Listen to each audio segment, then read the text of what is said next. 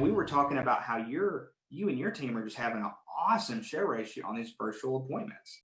And so I think that's so important because we want to make sure that the efforts you're putting in are being worth it, right? That you're getting paid on the effort that you're putting in. So Josh, share with us a little bit about just some of the results that you're not just seeing in your personal production, because I know you still write some business from time to time. But more importantly, what are the results you're seeing in your team? And then we'll kind of get into, what you guys are doing. Yeah, for sure. And yeah, like here's the thing with virtual appointments, right? We were because here's a brand new agent doesn't know any different, right? The one thing I've noticed with my base shop, brand new agents don't know that sit ratio is supposed to be worse on virtual appointments. They don't know that, right? So because they don't know that, it's not an issue for them. But so we got so used to doing things a certain way, right? And then we switched to virtual appointments, which puts us out of our comfort zone. And whenever we're out of our comfort zone, the tendency is desperation rises, standards fall, right? And the biggest thing, first off, is a lot of times we can start to get into bad mindsets, right? So to me, the first thing is we still run I just went out last week and I booked 9 appointments. I dialed Friday, Saturday, booked 9 appointments, sat on 6, wrote 4 apps, right? Just to kind of, show again to my base shop and team. But my base shop has been able to consistently get back to a 70% sit ratio, 65, 70%, 65 on a bad week. But so I think what it is at the beginning, we still were a lower sit ratio. So we had to book more appointments to make up for it, right? Because there's more than one way to skin a cat and you can book up more appointments. But by focusing on a few key things, we've been able to kind of get back to, the sit ratio being just the same, right? Because the problem is, like you said, it's before we were going to show up at their house. And if they didn't answer after the next appointment, we were going to swing back around, show up at their house again, right? So it's a little harder for them to avoid being home all evening than it is to actually click on a link on their computer, right? So, what we got down to is you can either wish it was easier or wish you were better. So we just become really more intentional about the fundamentals of what does equal a good sit ratio, right? What are the components of a good sit ratio? And it starts with the mindset, right? It starts with getting your mind in the right frame of mind. A couple mindset things that you really have to be careful of is, well, first off, whether you think you can or think you can't, either way, you're right. Right. So if you're convinced that sit ratio is going to be bad with virtual appointments, guess what? Until you get that fixed, your sit ratio is going to be bad. It doesn't matter about anything else.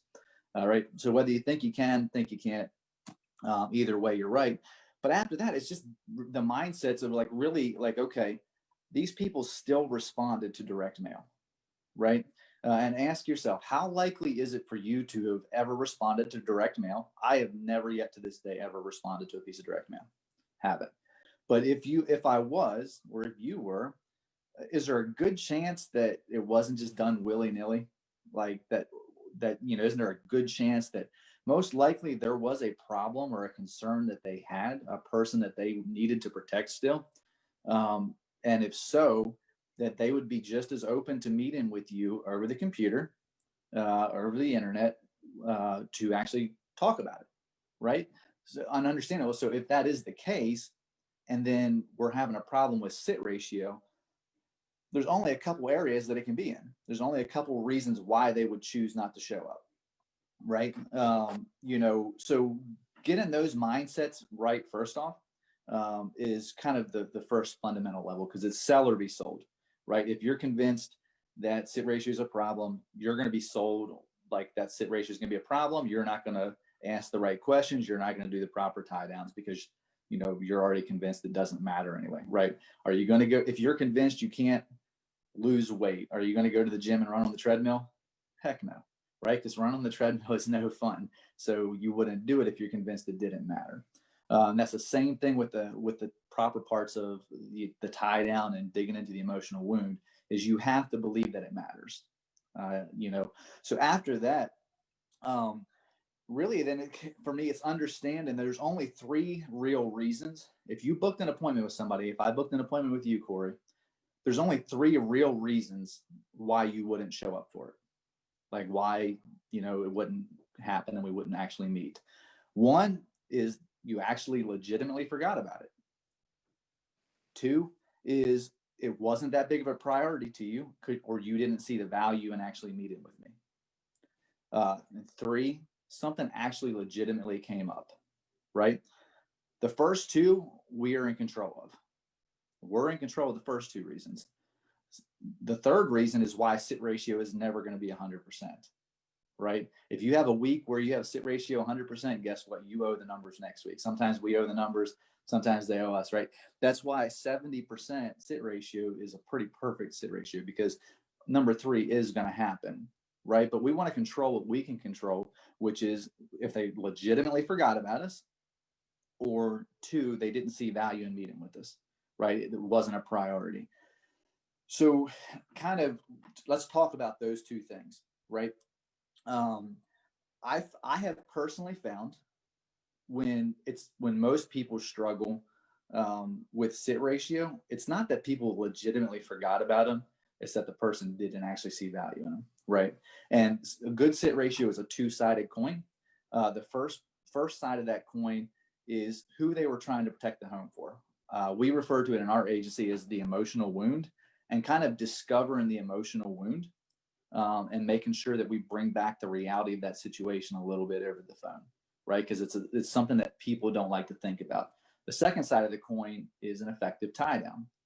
It takes both, right? Some people get really good at identifying the problem on the phone, the emotional wound, who they were trying to protect the home for, but then they get a little weak and sloppy on the actual tie down.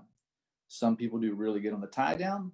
They get really weak and sloppy on kind of digging into that emotional wound of who they were trying to protect the home for. So it takes both, right?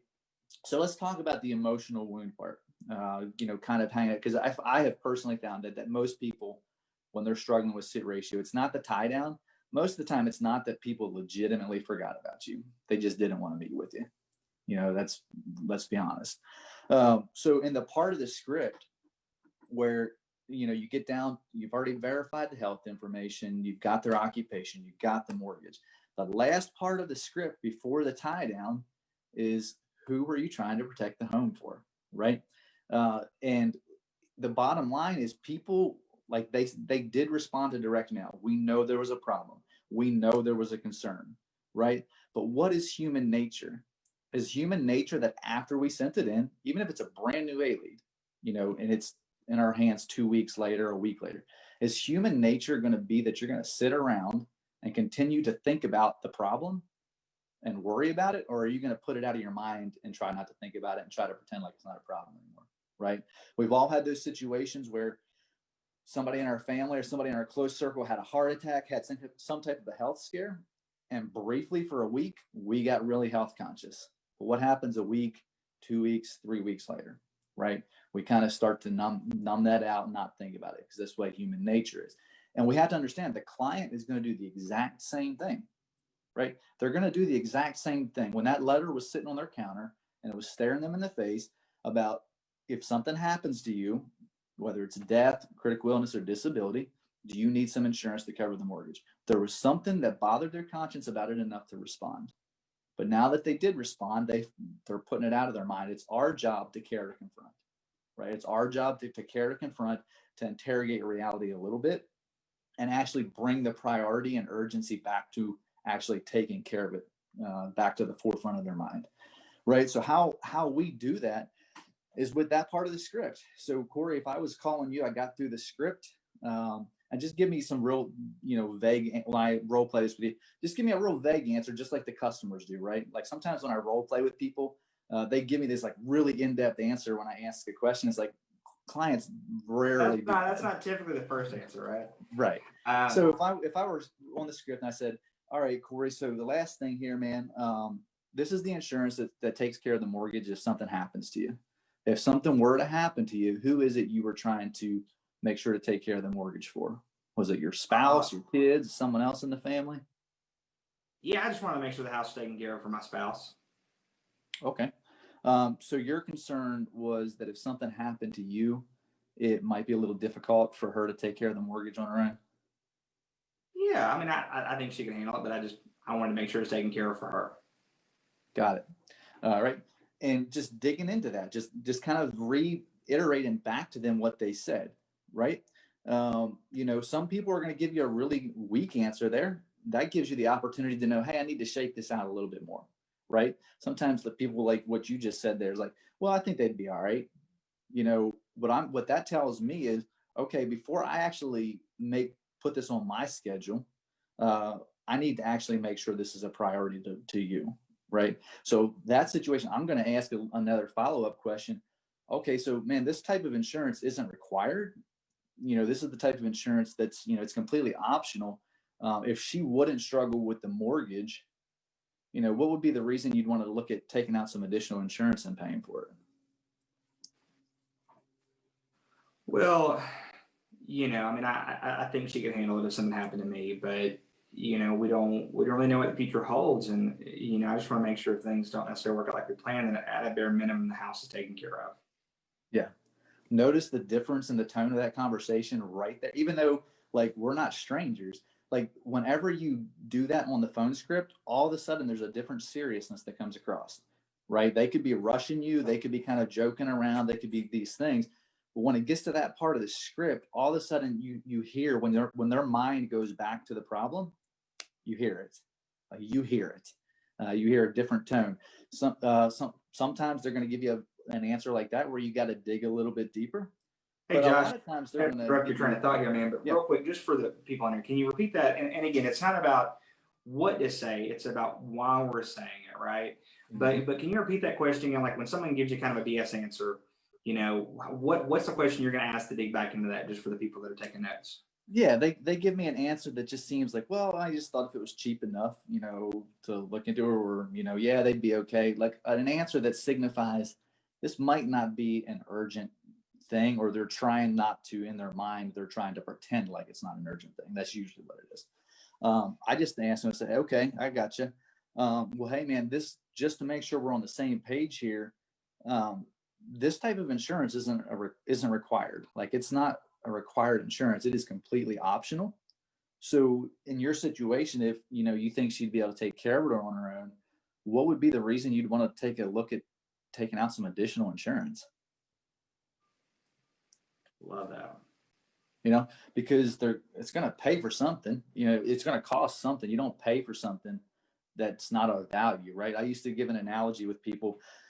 When I was training my agents, or if I was in the home, if I was in the home and somebody was kind of giving me weak answers, I'd say, well, you don't pay for something unless it has value to you, right? Like if you live in a development and your homeowners association fee covers mowing your grass, and I knock on your door and I say I have a lawn care, company, and a one-time $50 fee, I'll mow your grass all summer long.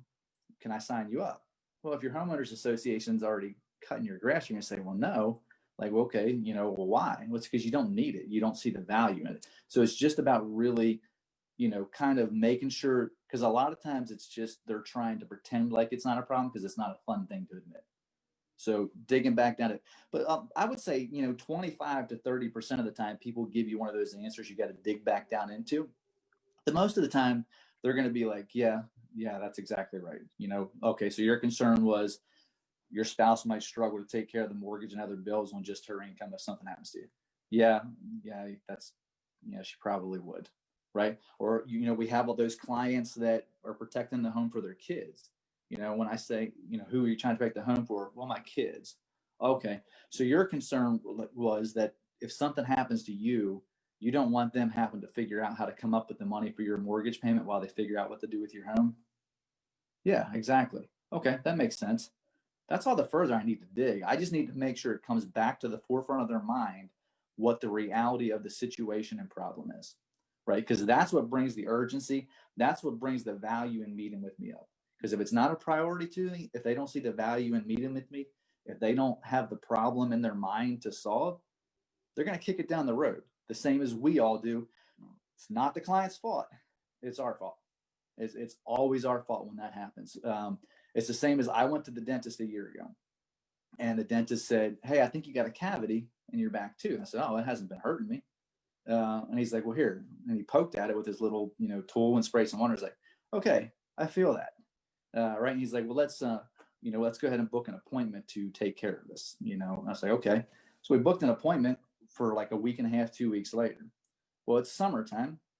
Weather's nice. My tooth is not hurting me at the moment because he's not poking it. So when that appointment come up, what do you think I did? Reschedule that. Kicked it down the road to fall and winter, right? Because it wasn't something I felt like dealing with and it wasn't hurting me, right? So getting back, we call it discovering the emotional wound and then poking at it a little bit just to see what you're working with. That's what brings that urgency back to where, 2-3 days, you have an opportunity that the priority is there for them to actually meet with you.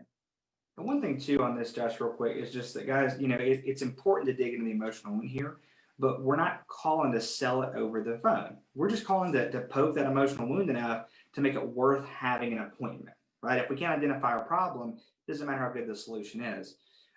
So you want to dig down enough, but you're not trying to try to solve that problem right over the phone. So back to you, buddy. Right. And it's got to come from a place of authenticity, not a place of manipulation. If your goal is manipulation, they will sense it, right? If it's not coming from an authentic place of caring to confront, then they're going to feel backed into a corner. And if they feel backed into a corner, they're definitely not going to meet with you. So it's got your motive has to be right with it as well. If your motive is manipulation, they will sense it. So let's say you got the mindset right. You got the emotional wound part right. Now, the last thing is just properly tying it down, right? And with virtual appointments, we've adapted a little bit differently to what a good tie down is with that, right? It used to be we just said, hey, can you do me a huge favor? Hey, can you make a note and put that on your calendar where you guys aren't going to forget about us, right? That isn't going to work quite as well with the virtual appointments.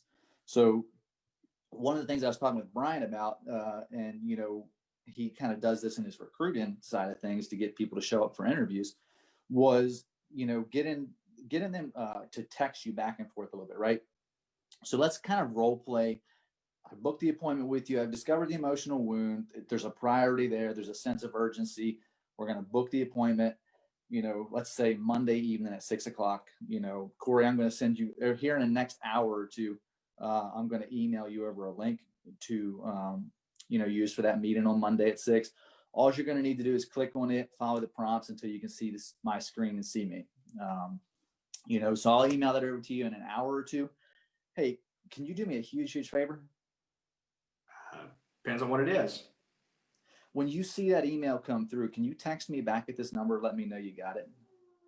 Yeah, sure. Yeah, no problem. Okay, perfect. It's just so I know it didn't get stuck in my outbox, didn't end up in your spam folder, something like that. I'd appreciate it if when you see it come through, you can shoot me a text back. That's the way I know. Other than that, you have a great weekend. I'll see you on Monday evening at 6. That's the beginning of the tie. See, the tie down continues after the phone call now, right? So I tell them in an hour or two. The reason I tell them in an hour or two, I myself don't like the habit of, as soon as I book the appointment, jumping onto Zoom, sending them the link, right? That I want to get through my stack. Dialing is still one of those things. You want to get through the stack, get through the stack, get through the stack. After I get to the end of the stack, I go back through and send my Zoom links. But so I got commitment from you that when you see the email come through, you're going to text me. But what I'm going to do is, now that I through my stack, I sent out the Zoom links to everybody. I'm going to text you, Corey, and say, hey, Corey, I actually just sent you the email with the Zoom link. When you have a few minutes, can you jump on and verify and let me know you got it? And what are you going to do? When you get a text message that says that, you're going to check your email right away. And you're going to say, yep, just got it. Yep, just got that. And then now we get to be texting back and forth. Awesome, man. Appreciate that. Hey, do me a huge favor and put that on your guys' calendar so that you don't forget about me come Monday. I just got a lot of people I got to meet with on Monday, and it'll help me out a ton if you do. What are you gonna text back to that? If we're already texting back and forth now I'm the guy that's texting you in your phone versus the insurance agent. What are you gonna say? You're gonna say, yeah, man, I'll do that for you. Right? I'll do that for you. And now we know it's not gonna be that they forgot about us. Right? At this point, we know that it wasn't, if they're not there, it's not going to be because they legitimately forgot about us. If we got text message conference, back and forth with each other, We found the emotional wound. We know we've eliminated them forgetting about us part. Right. Now we're the guy that they just text back and forth on the phone. It feels a lot more personable, and you hate to break your word to somebody that you're on that type of a level with. So that's kind of been the process for us. Again, it takes practice. It takes practice to get good at it, right? Typically in my base shop, when I have a brand new agent, it takes them about 3 to 4 weeks to get up to that 65, 70% sit ratio. First week is usually like everybody's first week. You get good at booking appointments, and then you start working on getting good at the appointments actually being there. But that has been kind of our process, is just understanding. First thing, got to get the mindset right. The other thing is realizing that there's 3 reasons why somebody wouldn't meet with you, and only one of them is out of our control. The first 2 are within our control. Them forgetting about us or them not seeing the value, that's within our control. So if it's within our control, we can stop wishing it was that the sit ratio was easier, and we can work on getting better. So just to recap here and tie everything together here, the 2 main reasons from what I hear from you, Josh, are either they forgot about it or they don't see the value in the appointment, right? There's not a high priority to them, right? And the way that you're taking care of them forgetting about it is you're sending them an email with the Zoom link. You're texting them when you send the email, and just having them text you back and get that in their calendar. And then the other one with them not seeing the value in it, you're taking that right off the table when you dig into the emotion, correct? Yeah, we're not even gonna. There's not going to be an appointment to tie down if there's not. There is nothing to tie down if there isn't something of a problem to solve. Because if there isn't a problem to solve, there is zero value in meeting with us. Zero. Right? Like we can, hope for it, and sometimes hopes come together. Sometimes, wishes and prayers happen, right? But I don't want to depend on that, right? I want to, if something like that comes together, that's a gift, right? I want to be able to control what I can control. So, if there's not a problem there, and discovering that emotional wound, and if they're giving me weak answers, shaking it out a little bit, there's not going to be anything to tie down to begin with, right? And then after that, getting commitment from them that they'll text you back, getting commitment from them like, hey, when you see it come through, can you shoot me a text back? And because they committed to it, now when I actually take the first step and I text them, it's just, more likely that they're going to respond. Now we're going to get that back and forth where I can finish tying it down over text. Man, I love it. Kind of as we're starting to wrap up here, was there anything that you wanted to add about this? Because I know that, like, I'll be honest with you guys, I've booked appointments. I've booked really weak appointments, right, that I ended up writing business on. But I've also had those appointments that, man, I thought for sure they were going to have their checkbooks waiting. It sounded like the most solid appointment I've ever booked, and I never heard from them again, right? But keep in mind, like, that is the exception. Either one of those are the exception to the rule, not the rule, right? And I think it's oftentimes really easy to trick yourself into just booking a lot of appointments because, well, they might be there, right? But we also, like, when it comes back to counting what counts, you want to be booking good appointments. Like having 15 solid appointments versus 15 not so solid appointments are also going to give you a much stronger confidence going into those appointments, right? And it all kind of, it starts with a mindset before you hop on the phones, but it carries all the way through, right? But is there anything that you want to add kind of as we're wrapping up here? Yeah, I mean, just kind of piggybacking on what you said there, it's counting what counts, and getting your mindset right, because it's not like, for instance, back when I had a problem with the in-home, right? When I almost went back to the car business, it was because I was having a problem digging into the why in the home. It wasn't that I didn't know to dig into the why. I knew to dig into the why. I just felt really uncomfortable doing it, and I didn't want to lean into being uncomfortable, right? So when you're first doing these things, it's going to feel uncomfortable, right? It's going to, but you've got to be postured as a professional. And that's where, at the beginning, one way or another, find a way to get 10 sits. If you're full-time, you need 10 sits a week. If you're part-time, you need 5 sits a week, right? You get 10 sits a week full-time. It's funny how everything else on the close ratio side of things just seems to work itself out, right? Because a lot of times it's not a knowing problem, it's a doing problem. And the reason it's a doing problem is because we're scared of losing something that we don't have because we need something from them. We didn't do things properly. We didn't control what we could control. We didn't get better. Instead of getting better, we sat around wishing it was easier. We sat around trying to find an easier way of doing things, all those things. And because that, we didn't set ourselves up properly to where we don't need something from somebody. Because when you don't need something from somebody, it's a heck of a lot easier to ask the right questions and to care to confront. A lot of times when we shy away from it, it's because we need something from them and desperation rises and standards fall.